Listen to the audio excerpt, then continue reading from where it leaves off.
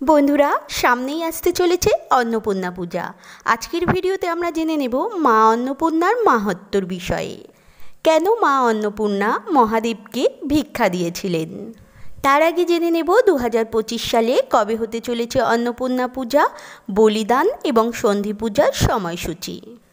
সবার আগে জেনে নেব 2025 সালে অন্নপূর্ণা পূজা কবে হতে চলেছে।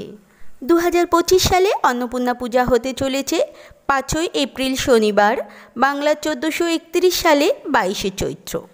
পূজার তিথি শুরু হবে 22শে চৈত্র 5ই এপ্রিল শনিবার রাত 11:59 গতে এবং 12:47 গতে সন্ধি পূজা।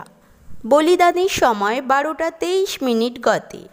এখন জেনে নেব মা অন্নপূর্ণার মাহাত্ম্য। তার আগে জেনে নেব অন্ন ও পূর্ণা কথার অর্থ কী।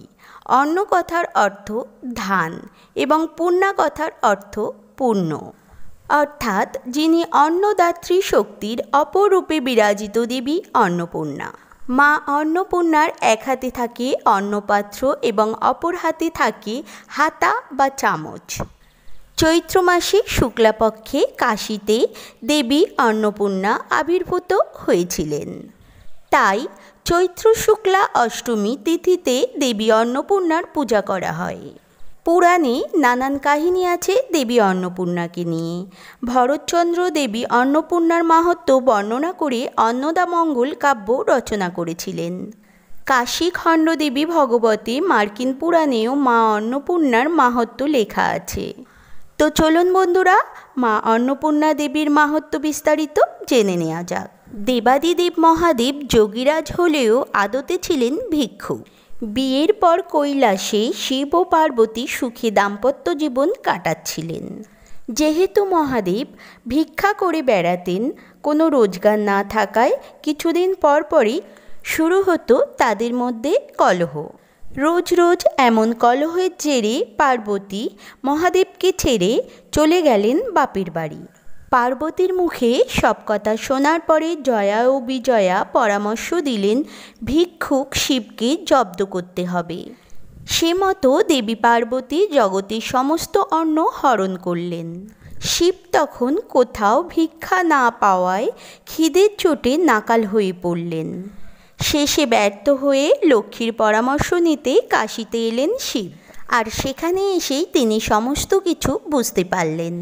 এরপর তিনি কৈলাসে ফিরে আসলেন। তারপর দেবী অন্নপূর্ণার হাত থেকে সংগৃহীত ফলান্ন, পিঠে, পায়েস প্রভৃতি খেয়ে তিনি পরিতৃপ্ত হলেন।